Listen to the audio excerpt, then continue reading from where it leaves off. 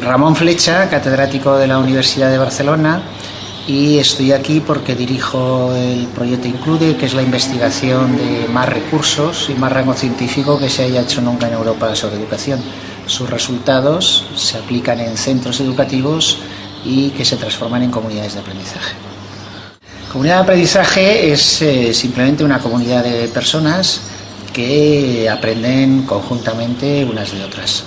Eso se hace abundantemente por internet, trabajadores de empresas que tienen delegaciones en diferentes partes del mundo.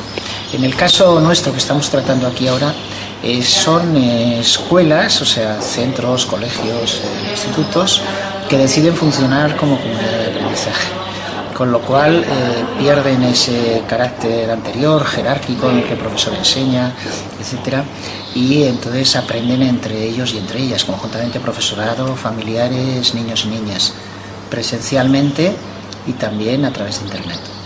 En el caso de los países latinos, digamos, o sea, que tienen una estructura de la administración, normalmente se dice más bonapartista, funcionarial, es diferente al mundo anglosajón. Aquí la clave es que el profesorado, en el caso de los centros denominados públicos, que el profesorado se ponga de acuerdo en hacer esta transformación, puesto que las familias siempre les entusiasma, a las administraciones también les gusta mucho y al alumnado también. En cambio, en el profesorado suelen estar divididos con polémicas, con opciones metodológicas y pedagógicas que no han demostrado, en fin, dar resultado, pero que están divididos entre ellos, y les cuesta conseguir el consenso para hacer una transformación de este tipo.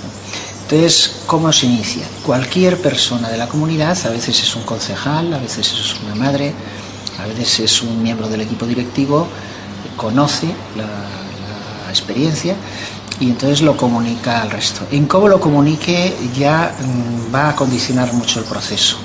Si lo comunica como un refuerzo de su posición ideológica o metodológica frente a los demás, es muy difícil que prospere. Si lo comunica ya como un consenso, como algo que mejora la situación de todo el mundo, del profesorado, de los niños y niñas, se mantiene el pluralismo ideológico, metodológico del centro, pero en otro plano distinto a esas opciones que cada uno tiene derecho a tener, se decide actuar con evidencias. Es decir, se decide actuar poniendo en marcha la forma de organización del aula que da los mejores resultados, que es en grupos heterogéneos y abierta tanto a través de internet como presencialmente a que entren otras personas adultas allí.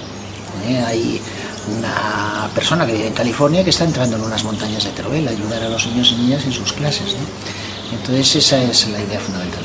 Desgraciadamente en España la educación ha funcionado en base a ocurrencias pedagógicas y psicopedagógicas de catedráticos de aquí que no les conoce nadie más allá de los Pirineos, que no tienen ninguna conexión con la comunidad científica internacional.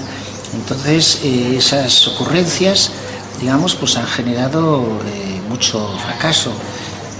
Pongamos de ejemplo, si queréis una, es decir, cuando los niños y niñas estaban hasta los 14 años en la misma escuela y hubiera sido conveniente que esa línea se continuara hasta los 16, pues a un ocurrente, a un catedrático se le ocurrió, pues no, vamos a cortar a los 12 y vamos a cambiarles de centro. Esa es una de las causas del abandono escolar que hoy tenemos. Pasa que se legitimaban en un pretendido saber psicopedagógico que no está publicado en ninguna revista científica internacional, que ningún país que tenga buenos resultados los ha aplicado. Entonces ahora por suerte ya pasamos a las evidencias. Ahora se va a preguntar a toda persona que haga una propuesta, las administraciones, la ciudadanía le va a preguntar, y bueno, ¿y eso que tú dices, dónde se ha aplicado y qué resultados ha dado? Dame datos, dame evidencias, ¿no? En ese sentido vamos a mejorar muchísimo ahora, nos vamos a basar en evidencias. Ahí hubo unanimidad en la sesión, en la sede del Parlamento Europeo del 18 de noviembre del 2009, hubo unanimidad de todos los grupos parlamentarios con gran entusiasmo, desde los Verdes al Grupo Popular, pasando por los socialistas, todos, en que, igual que en todos los hospitales de la Unión Europea, no solo tenemos derecho a ir, sino a que nos apliquen, como bien dices, los tratamientos que la comunidad científica ha presentado evidencias de que dan los mejores resultados.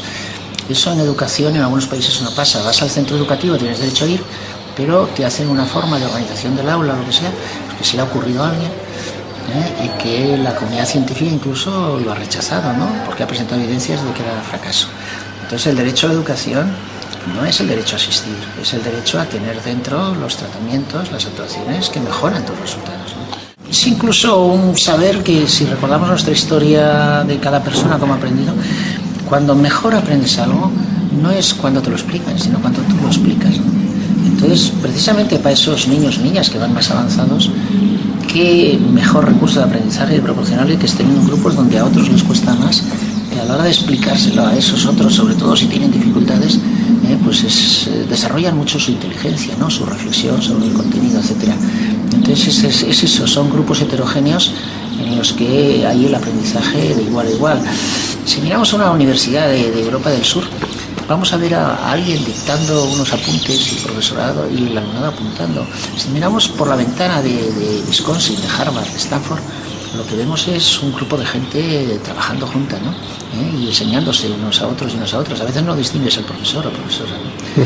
Entonces ese es el paso que tenemos que dar para lograr la excelencia de todas las chicas y chicos. Todos los campos profesionales, ahora mismo, si quien construyó este edificio, quien lo diseñó, no se hubiera basado en las evidencias de resistencia de materiales, estaríamos un poquito incómodos, ¿no?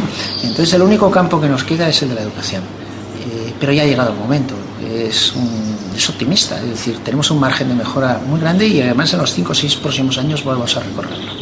Si una comunidad de aprendizaje en un barrio, en un pueblo concreto, no puede funcionar sin las redes sociales, porque supone que las familias, el profesorado, están en contacto a través de Internet con muchos otros centros del mundo que están haciendo cosas similares. Y realmente se retroalimentan continuamente, se pasan el material, se pasan las ideas, hay comunidades de reflexión a través de Internet.